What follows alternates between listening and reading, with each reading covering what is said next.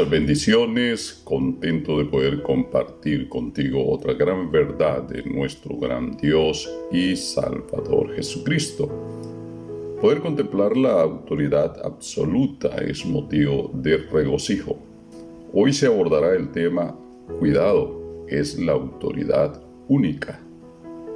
Leo Romanos capítulo 13, versículo 2 en el nombre de nuestro gran Dios y Salvador Jesucristo.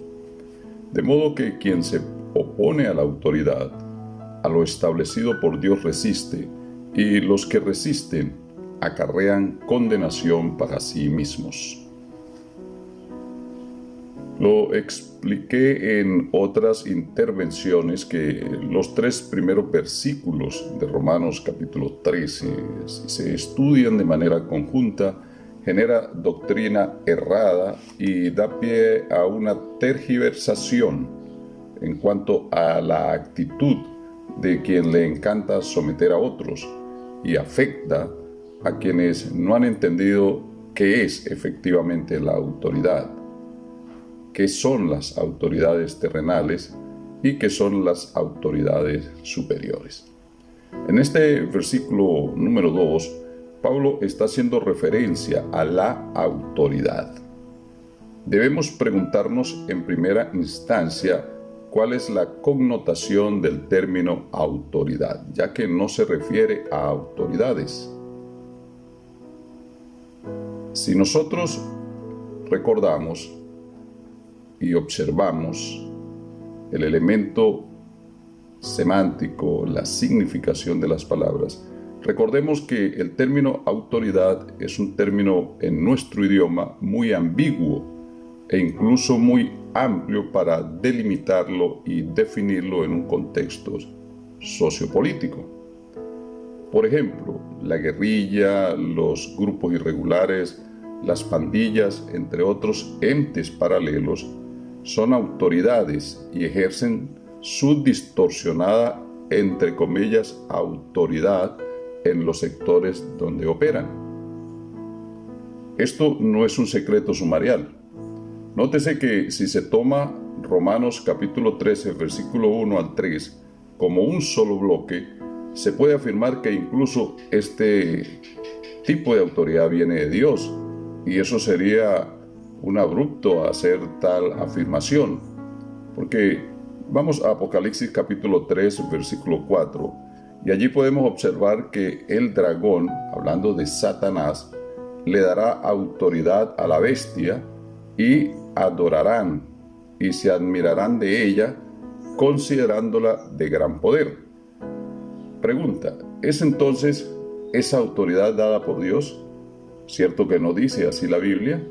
Por lo tanto, el término autoridad de Romanos capítulo 13, versículo 2, no se refiere a cualquier autoridad y menos a la autoridad delegada, entre otras. ¿Qué es entonces autoridad?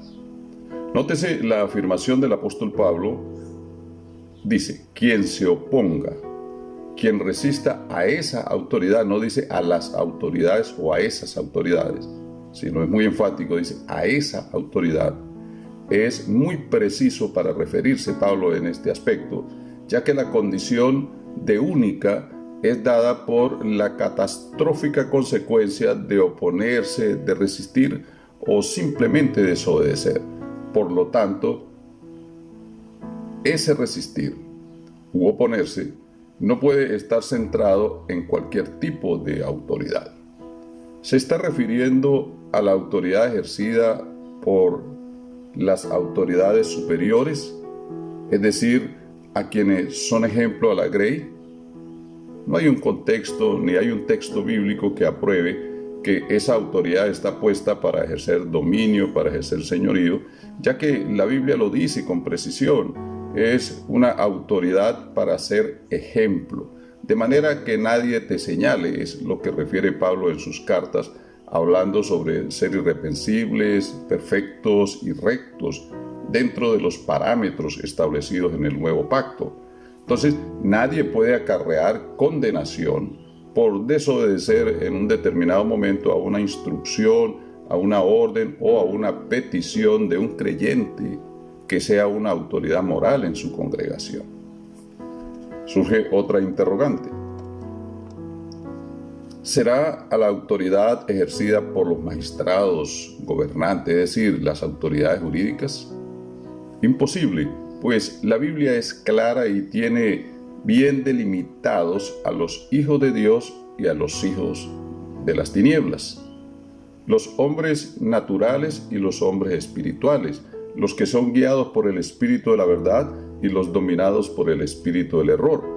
Hechos capítulo 9, versículo 14, indica que Saulo gozaba de autoridad, pero era delegada por los principales sacerdotes para prender a todos los que invocaban el nombre de Jesús.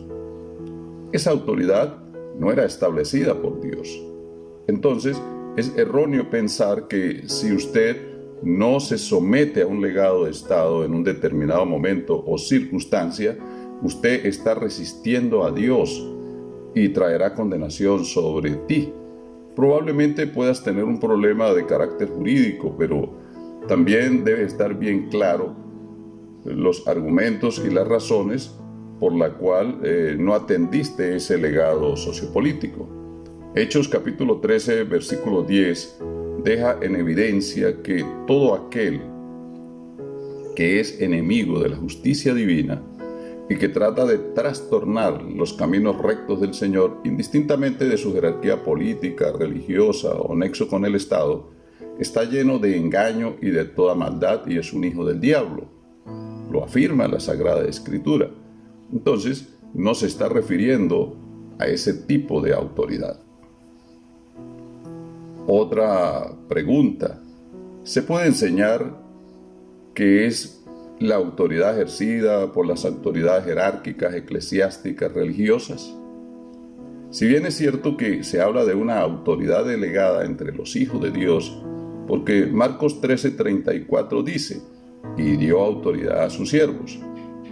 Tampoco dice en ninguna parte del ámbito novotestamentario que esa autoridad es para ejercer señorío y ejercer potestad o autoritarismo. Marcos 10, 42 y 43 es muy preciso. Dice, eso lo hacen los gobernantes, dice el Señor, mas entre vosotros no será así.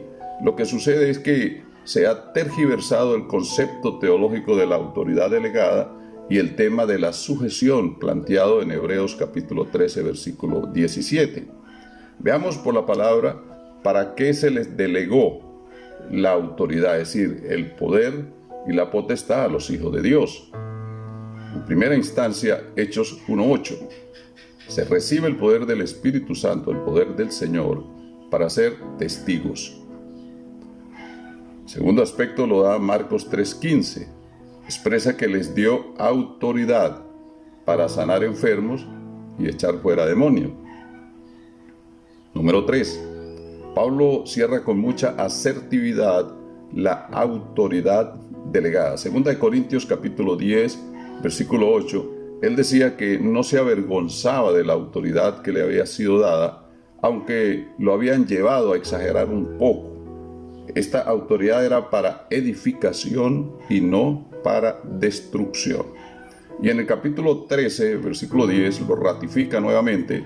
Y es interesante cómo traduce la versión Nácar Colunga. Dice, por eso os escribo esto ausente, para que presente no necesite usar de la autoridad que el Señor me confirió o me delegó para edificar, no para destruir.